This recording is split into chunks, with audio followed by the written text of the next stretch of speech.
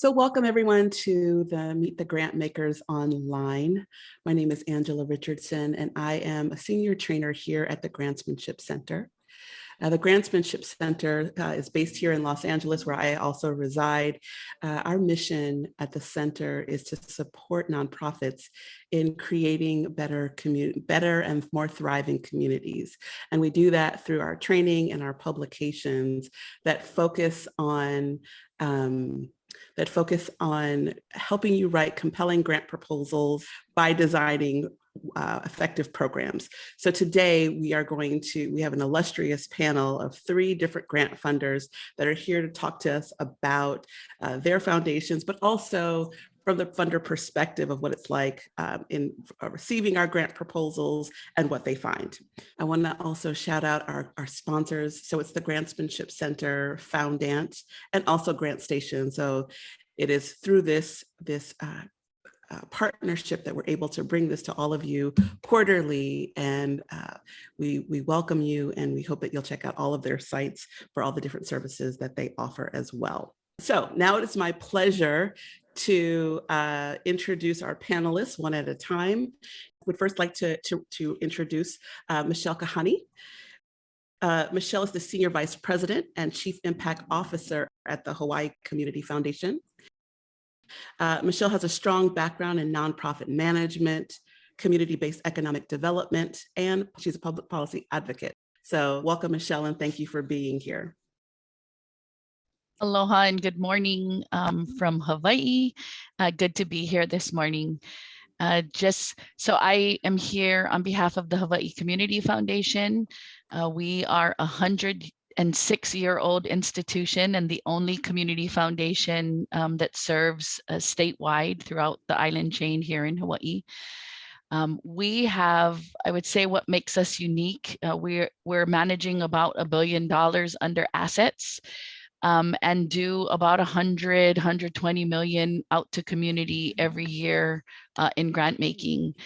I think what makes us unique following or throughout COVID, we really started to lean much further into the concepts of trust-based philanthropy and being able to turn grants around more quickly, establishing stronger relationships with our nonprofit partners.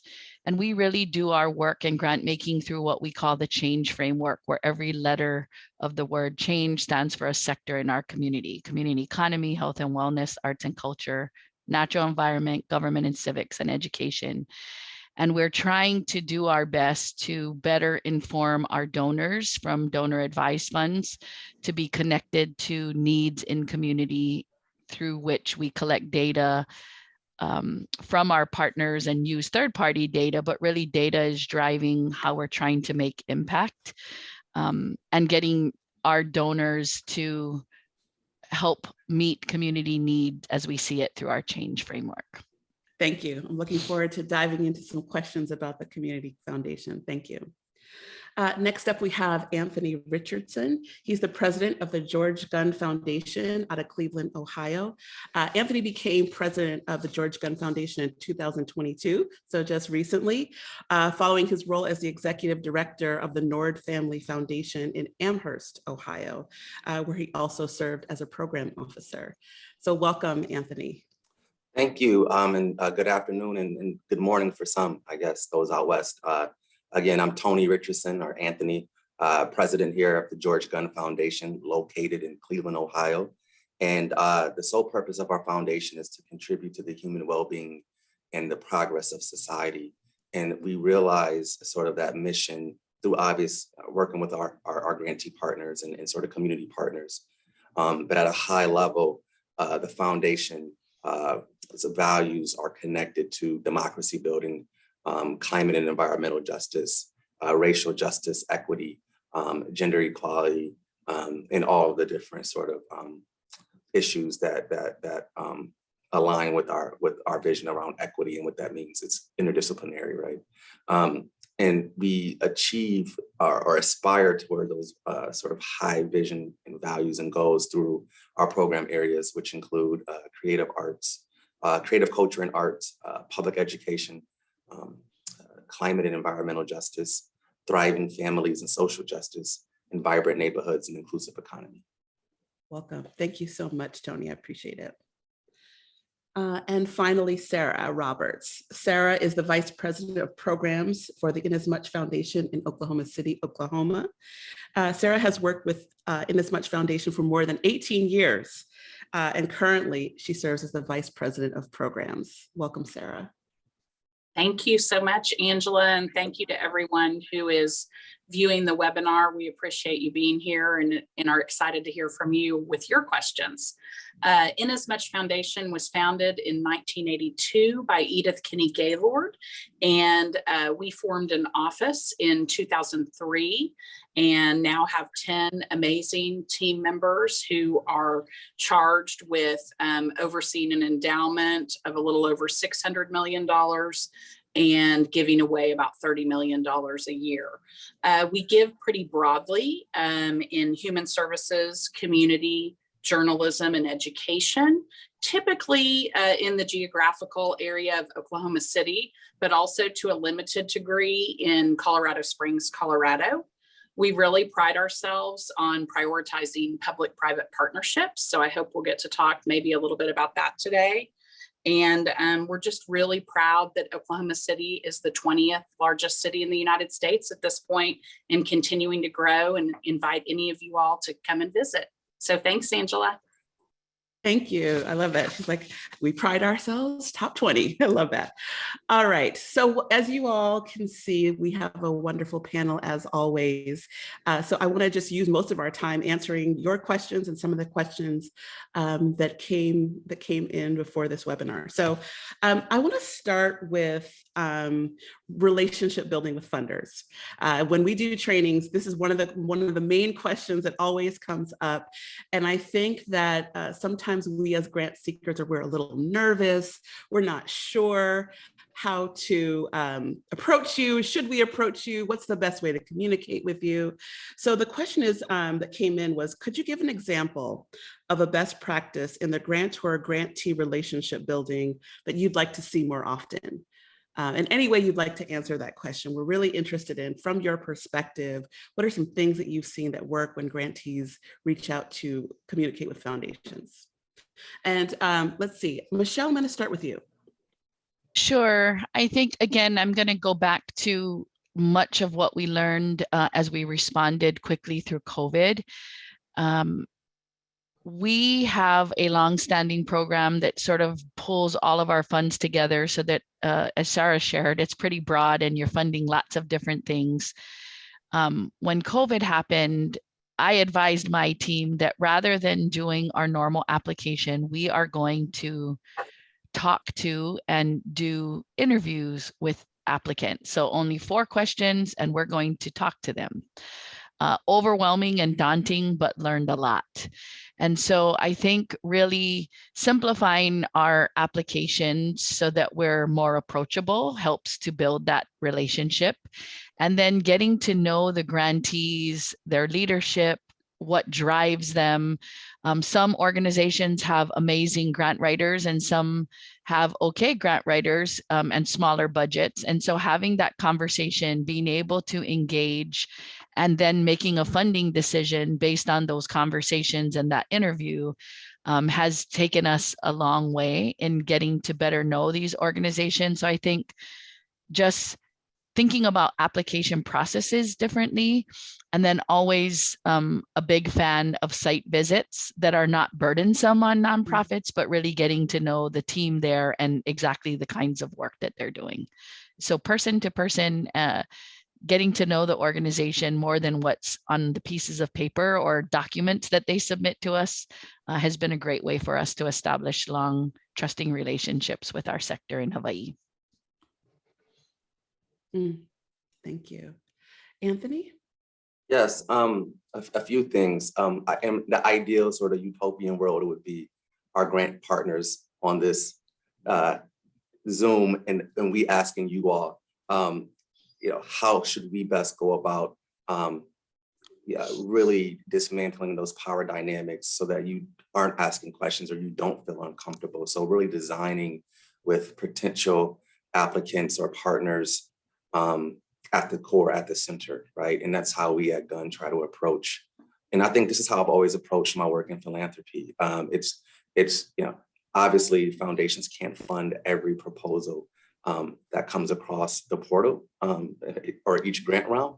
And so sometimes the conversation isn't always necessarily about a grant. It's about an issue that's happening in community. And how is your organization positioned or a part of a broader ecosystem of organizations that are focusing on that particular work? And I also find it really important when I think Sarah made a great point, or was it Michelle made a great point about, I think it was Michelle, about organizations and infrastructure and human capital, and you all in some cases not having the capacity to apply to a lot of different organizations. And so it's being really intentional about who you're reaching out to. Is there alignment? What's their strategy? And then having that conversation. And I always say the first time when I would sort of be on the other side of the table, the first time I met with a potential funder or anyone for that matter, I wasn't coming with an ask. I was coming to start a relationship, build a relationship, and help that particular entity understand the need or the issue.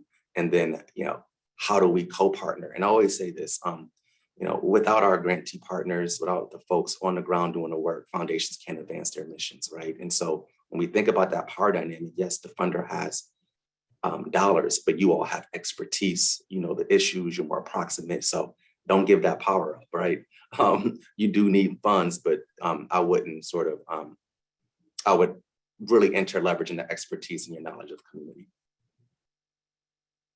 I really appreciate how you just framed that. I share that all the time with folks where I'm like, there is a perceived power dynamic, but what my experience is that grant makers are really, not only are they appreciative of the work that nonprofits are doing, they're interested in what the work is, and they can't forward their mission, as you just said, without it. So I love that you're bringing just into the conversation your partners. Because we, as grant seekers, I'm always saying there are partners, not so much they're organized like a charity of someone who's giving us these dollars in supplication. So I appreciate you just bringing forward the power dynamic and your appreciation for what nonprofits are doing and how you look to build partnerships. Thank you so much. Sarah, would you like to add? Absolutely. Angela, I really appreciated the way both Michelle and Tony emphasized capacity building in their remarks. I think at Inasmuch Foundation, we've certainly found that post-pandemic, doing more listening has been really crucial, and also advocating for capacity building efforts for organizations that are really designed to be more grassroots in nature. So rather than any philanthropy locally coming in a prescriptive way and suggesting what might be helpful, going in and listening and asking the community what would be helpful for you, and what capacity do you feel like you would like that we could potentially help with, whether that is something that involves funding or perhaps other in-kind donations, or even just connections to various other aspects of the community that they may or may not be connected to. So I think in terms of relationship building, we've always prided ourselves on really strong customer service and having team members who are responsive. But it feels like post-pandemic, all of philanthropy is taking that additional step to be better listeners, and to Tony's point, to really break down the power dynamics as in as transparent of a way as possible. Great. Thank you, Sarah. I want to, Colin asked a question in the audience. I want to kind of piggyback on this question a little bit. And he's asking about great tips for initiating this relationship with funders. So specifically, I find when organizations come across your guidelines, and let's say they have a question, what works? How should they approach you? Do they just email your program? Do you just email the program officer? Colin mentions from his experience that some funders are more open to this, others are not as much. If you could just both quickly speak directly to your foundation and how you like those initial conversations or questions to happen. It's kind of a follow-up on what we just talked about. Sarah, I'm going to let you go ahead and start because you just spoke. Sure. Colin, great question. I think the hard part is you're correct. Foundations tend to be different in their approaches on this, but I think just asking the question to all of the foundations that you're dealing with, how do you prefer to be approached? I know for me, I love phone calls. I love texts. You're welcome to email me, but it might take me longer to get to it.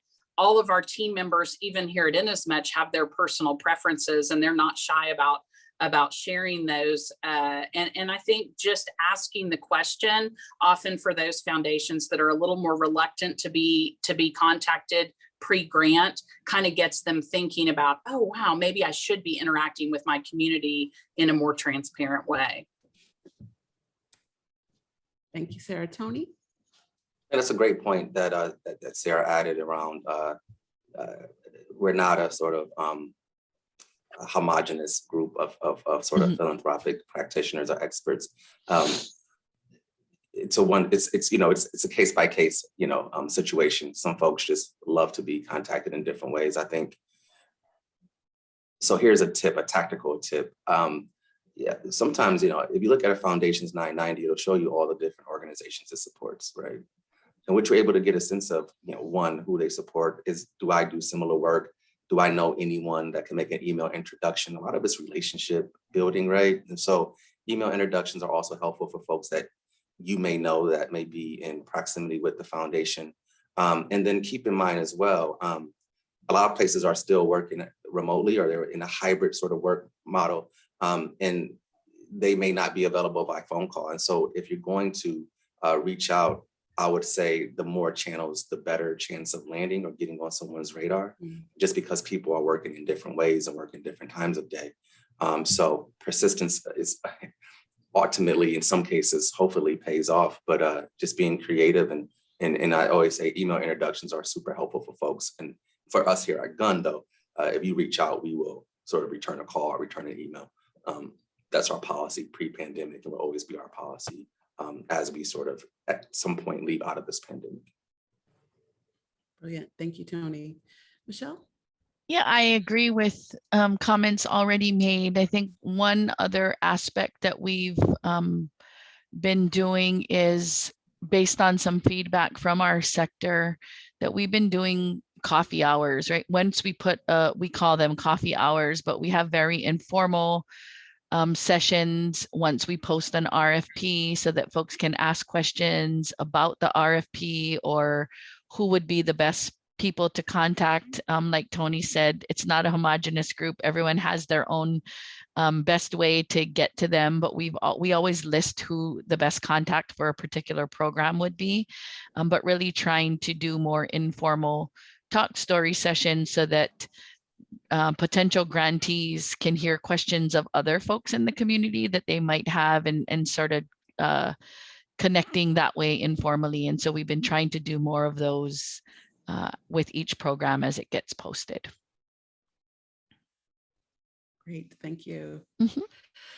So I want to switch gears for the next question. And this one is about multi-year funding. And that happens in a couple of different ways. So some foundations out there will say, oh, our grant cycle is 1 year or 2 years, right? So there's that.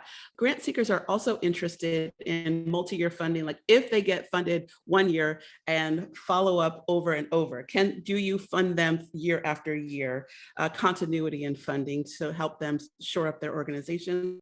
What's your foundation's kind of perspective on multi-year funding? And Tony, I'm going to start with you this time. Yeah, so we and have one additional piece to that is like, and what do you look for if you do multi-year funding? Great question. And so we do, I'd say like 99% of our grant making in sort of both places I've worked, it has been general operating multi-year, right? And we do it, I think, under this sort of in the spirit of one, the less restriction for nonprofits, the better, right? I mean, I think some of us and all of us can agree to that. The multi-year also allows folks to plan in ways that they can't when they don't have that committed funding, right? And so we are partners in this work, and we also know that, if we've been funding you for X amount of years and you sort of come back every year to resubmit, that creates a burden in terms of having to submit right applications, right, and so lowering barriers, really connecting with partners, going deep with our partners. And then in terms of what we look for, like any grantor, I think you just look for strong organizations that are taking risks, learning, leveraging other iterations of public money, and that are really connected to our strategy, right? And I find that the more programs, conditions, restrictions, what happens is that the nonprofit has to sort of manage that. Someone has to manage that. And so I always say, if you have to put restrictions or it's conditions around grants, then maybe there isn't as much alignment as you think. And so the more hands-off, our partners know best, give them what they need to do their work and get out of their way. That's sort of how I see it. Thank you, Tony. And Marcia asked a question that I think kind of maps onto this one, or is sort of connected. And she asks about nonprofits that have healthy budgets and if they're being awarded less. So I think there's a common perception is if they're getting multi-year funding, or if they're well known by the foundation, they get dinged for those kind of requests or for actually being a healthy organization. Could you just speak to that also in this frame of multi-year funding and what you guys look at and look for? Yeah, I don't think that is true. That it's really, and philanthropy it's as much of an art as it is a science, right? All nonprofits out there are doing amazing work. We're looking for you as much as you're looking for us. And it's really a matter of, does this organization fit in the strategy? Big budget, little budget, are they collaborative? Are they partnered in community? Do they have community voice there? So there are other things that we look at that are much more important than the size of your budget. But it's really around, what is the organization strategy? What are we trying to achieve? Is there alignment there? Do we see this as a good fit to achieve the outcome or the impact that we're after? And so I think those things are much more important than big budget, medium-sized budget, or very little budget. And that we need partners and collaboration across sector from all different size agencies, but it really comes down to the matter of the fit into the strategy. Multi-year funding is something that we work more and more towards. As a community foundation, we're a little bit different because we're working with over 1,000 different funds from 1,000 different donors. And so it's really about matching the donor desires and preferences to what's going on in community. And so that sometimes makes it a little bit more difficult depending on the source of where our fund is coming from, if we can commit multi-year or not.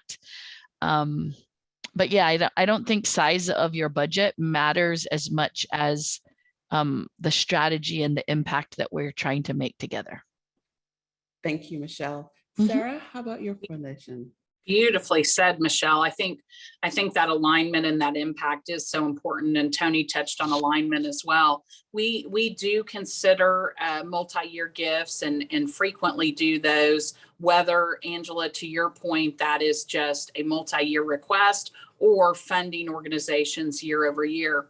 We have instituted at Inasmuch Foundation what we call a hiatus period after 5 consecutive years of funding.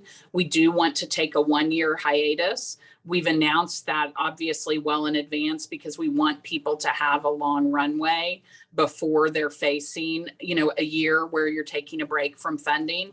And really, our primary motivation in doing that was to get more funding out into the communities to organizations that Inasmuch was not already funding. And that has been a really effective way to do that. Thank you. Thank you so much, Sarah. So let's see, we have another question that just came up. It's from Jax, and he wants to know, what advice could you give a nonprofit who's afraid of being too honest with funders? I want to provide a little context of how this might come up. So I'm thinking of it, but all of you have alluded or talked a little bit about the pandemic, post-pandemic, or wherever we are in the midst of this pandemic. Things have changed for nonprofits as it has for you. And, even without the pandemic, things change in nonprofits, whether it's an executive director leaving, or some other thing. So if difficulty with the financial management. So if things have happened within your organization, what is your advice, or what, from your perspective, what advice could you give for nonprofits who are a little nervous about being honest about some of the challenges that they've encountered, and being nervous about it impacting their ability to get funding? Sarah, I'm going to start with you this time. Sure.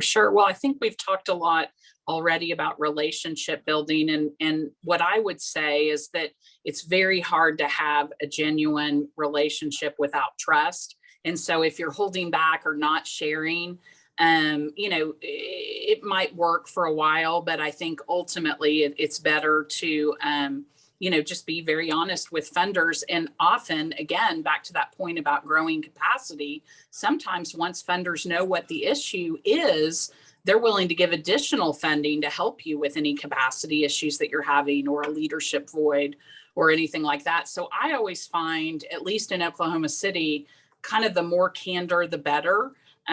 Seems to work very well here. We are a metro area of a little over 1 million people, but often refer to ourselves as a little big town, in the sense that, in relationships, people know one another, people know other people, and inevitably those conversations are going to be had, and usually the more direct and less triangulated, the better. Thank you. Tony? Great question, Jax. I want to plus one everything Sarah said, and just build upon this. Where you can be honest, and where you sort of have to share and be truthful in a way that doesn't infringe upon, or may infringe upon a way your potential in getting funding, right? One. Two, I always asked when I was in program, sort of what's keeping you up at night? Because, and then I would listen really intently to our partners, because I wanted to go to my board with a catalytic grant, something that was going to get them to that next point of where they wanted to go and where they needed to be. And we can only get there through that honesty. So I'm happy to read your pamphlet. I'm happy to read your annual report. I'm happy to do a site visit, but I'm more interested in sort of your health, and that health being as an organization in terms of your people, yourself, right? And do you need a sabbatical? Let's have that conversation, because again, these are our partners, and we know that we can't advance our work without our partners. So we are all about transparency. We want you to be brutally honest with us, because it's through that honesty that we can course correct and support you in a way that you need to be supported, not how we want to support you, right? I love that question of what's keeping you up at night. Thank you. That's brilliant. Michelle? Yeah, I echo my colleagues. Transparency and honesty are the policy. And as much as grantees want a relationship with a funder, we want a relationship with you. I think through trust, through some trusted relationships, I've had organizations who have been brutally honest and afraid of having to close their doors. But if I understand what's keeping you up at night, is your board on board? And do you have a solid plan about how you might get out of this? I still want to fund it. I still want that to be a priority. And so if you are honest about what the struggle is and are clear about what you think your plan is to get out of the struggle, that's much easier to fund than a half story. I'm reading your 990s. I'm not clear about what's going on. The more clarity I have, good or bad, the easier and more efficient I can make a case to my board for the proposal. With all the truth, right? And so I think that I echo my colleagues around truth and just being transparent. And I understand fully that there are power dynamics in philanthropy. We're all working through that. We understand it. We grapple with it. It's what keeps us up at night. And so the more we lean into that relationship of building trust so that we can be I think of this quote all of the time from Decolonizing Wealth, that constantly reminding myself that money as medicine for our communities, money as medicine. And so if we think about it versus dollars and what's driving us to do what we do, I think that transparency is the best. It's the best way I can help. Thank you. Thank you for bringing that book into the conversation too. For anyone who hasn't read it, it's a great book, Decolonizing Wealth, that is. So there was a question that came in that I think is on the heels of this conversation about changes in the pandemic. But this one focuses really on outcomes and goals. So one of the things that we talk about in our training and really help grant seekers get clear about is as we're designing programs and writing proposals, what are the program outcomes that you're wanting, or the results at the end of that grant cycle? But and this came up in actually the last training that I did also, which is, one person was like, we don't know exactly. Well, we had an idea of what we did pre-pandemic, but we're still discovering and exploring what this new reality that we're in. And so articulating goals and results and outcomes is a little bit more challenging. And so they're nervous about writing their grant proposals. So what are you all seeing on your side, and how are you taking this post-pandemic, or wherever we are in the pandemic, into consideration when it comes to the request for proposal or program outcomes? Let's see, Sarah, let's start with you. Sure. I think it's interesting because I think not only have nonprofits' priorities potentially shifted, but I think you're seeing some philanthropic strategy shifting as well. We're certainly seeing much greater focus on mental health issues. Tony referenced executive directors and CEOs needing sabbaticals. We're certainly hearing that loud and clear here locally in Oklahoma City. So, I think this is kind of an ever-changing thing, but I think all of us are listening and trying to be responsive in that moment. During the pandemic, Inasmuch made a series of emergency grants to multiple organizations, as well as helping with technical assistance for all of the federal resources that thankfully were available for nonprofits. I think what we're grappling with at Inasmuch Foundation, or to Tony's point, and Michelle reiterated it again, what's keeping us up at night is what menu of kind of services, enhancements, capacity could we layer on top of your regular support as an organization that would help your organization thrive. And so that's the kind of things that our staff is really discussing internally as we do our own strategic plan here at Inasmuch Foundation that will come out in 2023. Wonderful. Tony? Yeah, so I would just use this opportunity to say that a plug or a push or a challenge of philanthropy to really be mindful when it comes to final reporting, that we do it in a way that is not burdensome or creates additional work or layers for our partners. As you mentioned, so many folks are going through a lot right now, and the last thing you need to do is write a 4 or 5 page final report for the George Gunn Foundation. We want 1 page. Did you do what you say you were going to do on the front end? We trust you, you're doing the work, and that's all we need, right? Now, in terms of like your metrics, how you design your metrics, how you share and communicate that, we don't sort of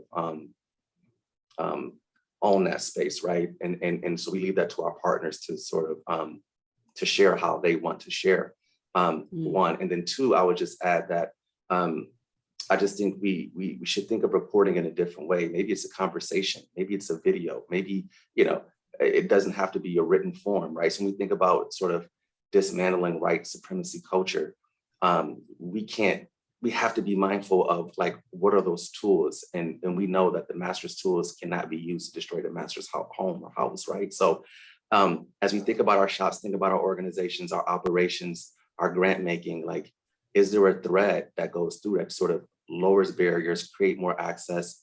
And for us to really model what that looks like, and that sharing of power just isn't in terms of showing up in community in dollars, it's process, it's communication, there's barriers, like, so how do we reduce those pieces?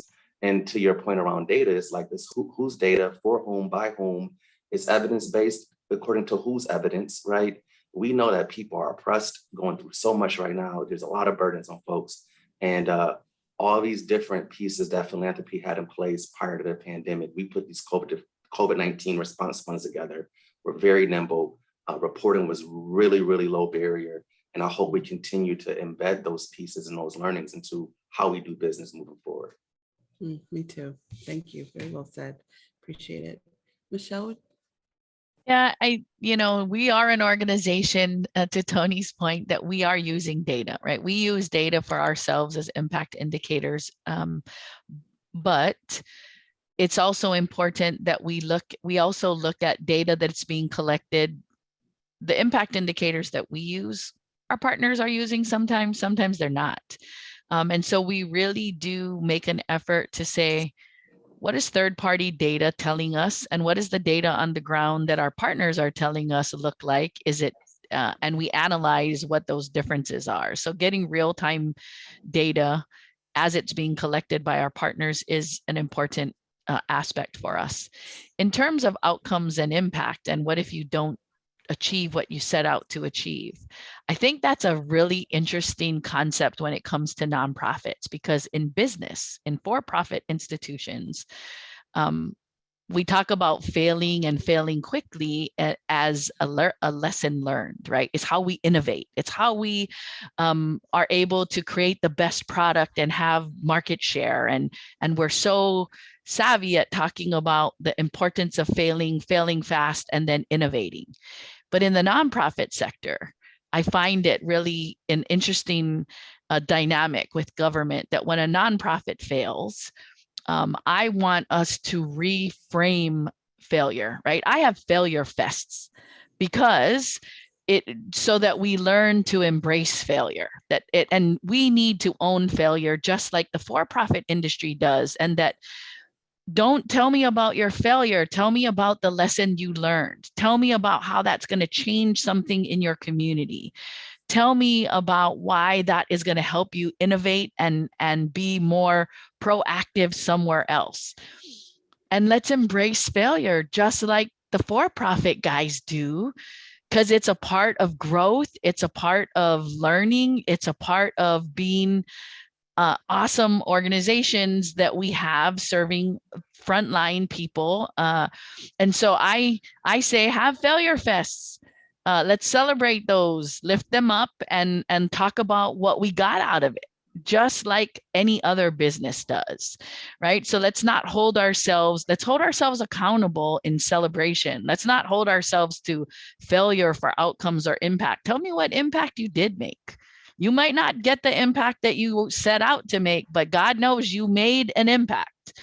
Help me understand where that was, right? And I really think that talking about who we are and what we do, we're in the system that we keep trying to talk about wanting to change. Right. So change happens also internally. We need to change the way they think about us. We need to change the way we talk about our nonprofit sector, right? We're part of that change. And if we do it, they'll do it. I'm a firm believer that when the people lead, the leaders will have to follow. And so let's celebrate failure. Let's talk about what impact we did have, and how that's made a difference for our community. It's okay. Brilliant. Love it. Tony, you were smiling big, and did you have anything you wanted to add there? Oh, that was brilliant. I mean, this idea of failure, that's where we learn. That's where innovation occurs. And it's okay.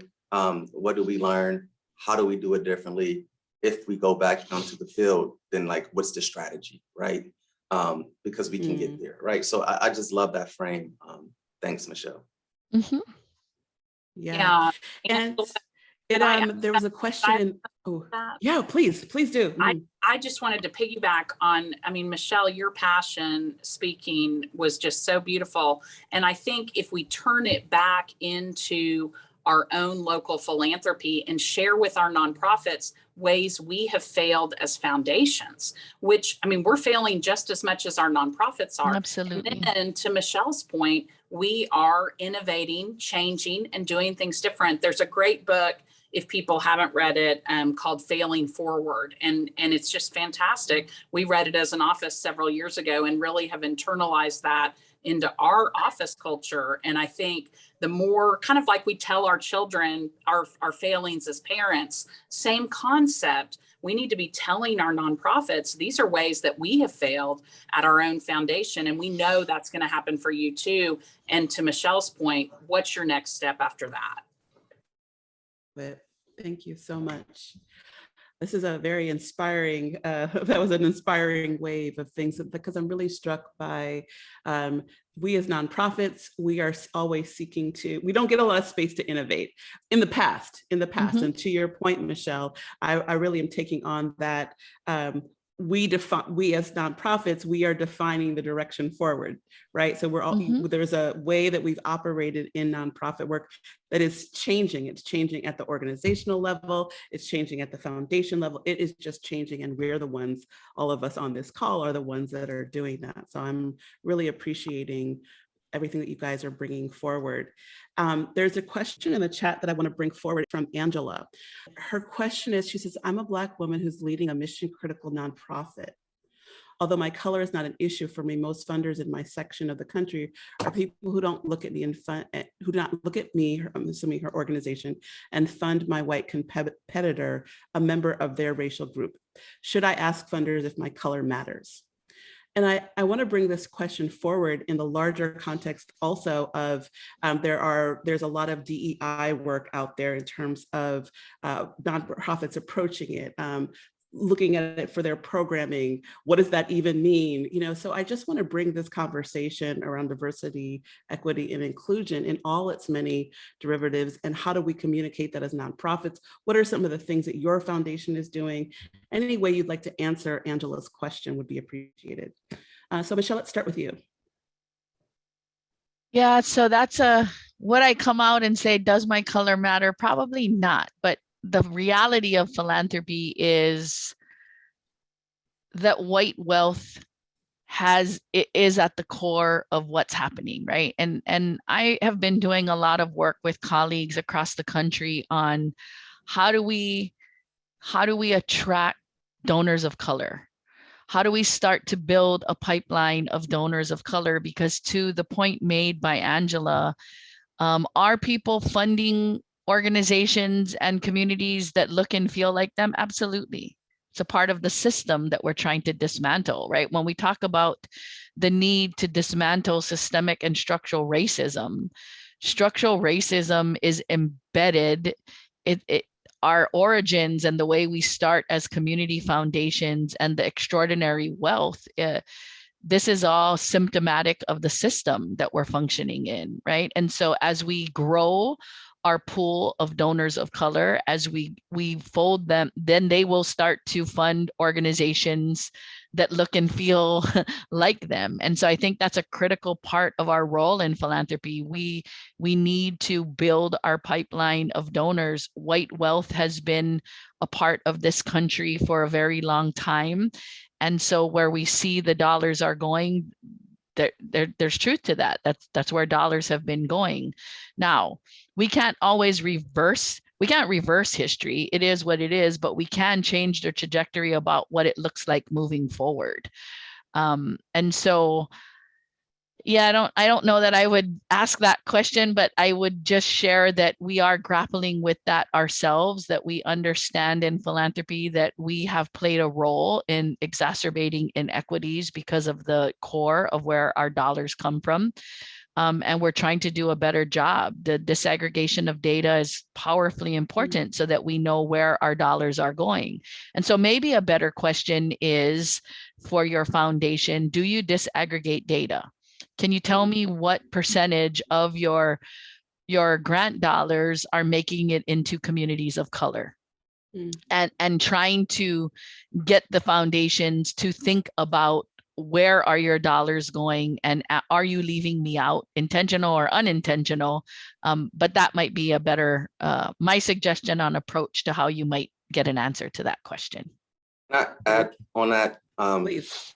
Because as we know, I mean, yeah, so that's a great sort of tactical, like really tangible idea, and I appreciate that, Michelle. And in addition to that, I would also frame or ask the question around, like, do they support Black and Brown BIPOC-led organizations, right? Or because I find funders can sort of play this game where it's like, well, you know, we are supporting organizations that are doing work in Black and Brown communities. But the question is always, are they Black-led? One, two, I think there's a broader sort of conversation that maybe you had with several philanthropies in your community where you can maybe send them a group email and say, hey, I'm just curious to get a sense of your values around DEI, right? And see who responds to that. I'd also think that it may be a tactical sort of, you know, a very practical thing to do is to reach out to that funder that's supporting your I don't like using the word competitor, a similarly situated organization or organization that provides similar services as you do, and say, hey, I noticed that you support X organization. We do very similar work. And might there be an opportunity for us to have a conversation, right? So it's like, it's making it less personal and taking you out of it and thinking more about like community, the culture of philanthropy in that community, the sector of philanthropy, and then like how are you situated in that broader conversation? So start at the high level, and then I would sort of bring it back to you and what you're doing as an organization. A great question. Excellent question, Angela. And I think to both Michelle and Tony's points that were put so succinctly, you know, going back to your community and asking the question, is there a way that Black and minority-led nonprofits can interface with multiple foundations in a conversation around race? We have had that here in Oklahoma City. Many of us work together with nonprofits to start a conversation called Generous Together. We've been paired together individually. We've had large group discussions. It has been incredibly insightful, I think, for all involved. And we are still getting together over 2 years later in more of an informal social way. But the connections that have been forged and new grant making relationships that have resulted have been tremendous. And honestly, I think many of us wish we were honestly telling the local story better. And I know those kind of gatherings are happening all over the United States. And so I think, Angela, it sounds like you're the perfect person to start leading something like that where you are. Thank you. Thank you, all of you. We are, oh gosh, already coming up at the top, near the top of the hour. We're not there yet, so we have time for a couple more questions. I want to pivot. This question is from Emily, and she wants to know, what are you looking for from new organizations versus established fundies? And Tony, let's start with you on this one. Can I punt on that one? Do you mind if someone else start that question? Oh, sure. I'm happy to. So I guess it's not about new or old organizations. I think it's about like strategy alignment, right? Like, and sort of, you know, and new organizations meaning like new to the foundation, or do you mean startups? I don't know, but if it's new to the foundation. I mean smaller organizations. Yeah, smaller organizations. Smaller organizations. I think it goes back to a strategy, and is there alignment, and how does this organization situate itself in this broader ecosystem of work that's happening? We like to do systems levels work, so less projects, more systems level, more advocacy work across our different program areas. And so it's like, how do you fit into that space? How do you add value? And then that's the conversation we'd like to have, less about like new versus old. It's like, hey, like, how do we continue to drive on this vision and strategy that we have? Okay, great. Thank you. Sarah? For us, you know, I think on startup organizations, the challenge is always them really feeling, and rightfully so, like it's a little bit of a chicken or an egg situation. Like, I need to have a track record. I know that in order to get funding, but how do I get a track record without funding? And so, you know, I think what we've done fairly successfully in some instances is paired a startup collaboratively with a more well-known organization or established organization to do some common work together strategically.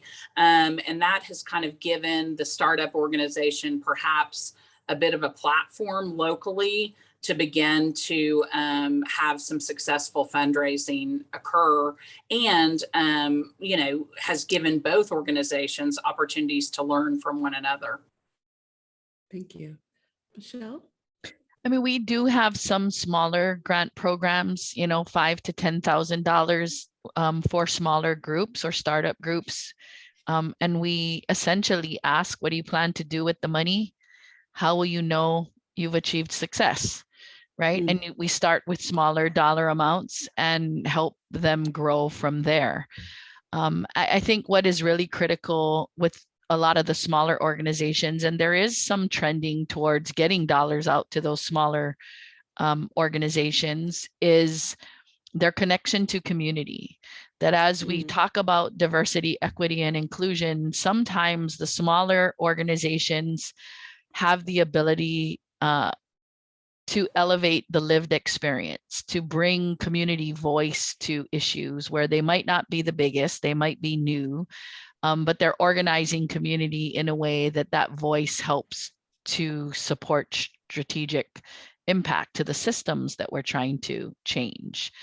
And I think that's a really important aspect, and something that smaller organizations bring to the table that sometimes and are really good at it. So I think that's an important measure for us to think about and consider. Agreed.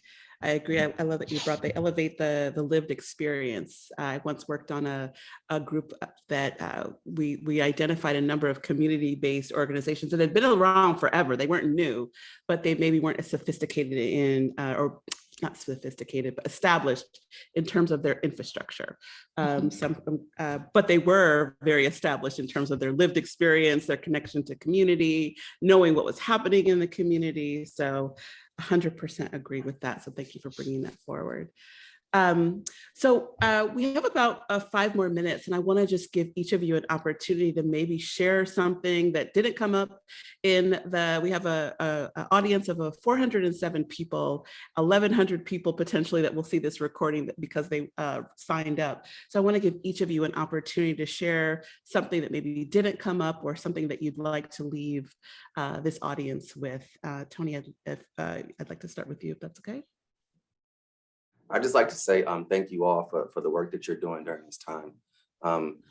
This has been a very difficult time, and especially when the pandemic hit our communities, and there was sort of a gap between the onset of the foundation shutdowns statewide, and then CARES Act dollars coming, and the philanthropy and nonprofits had to really ramp up. So I want to say thank you for your resilience. Thank you for all the work you do on the front lines, and continue to sort of push and advance and push philanthropy, right? And so we learn from you all. Our practices are designed around what we learn from you all.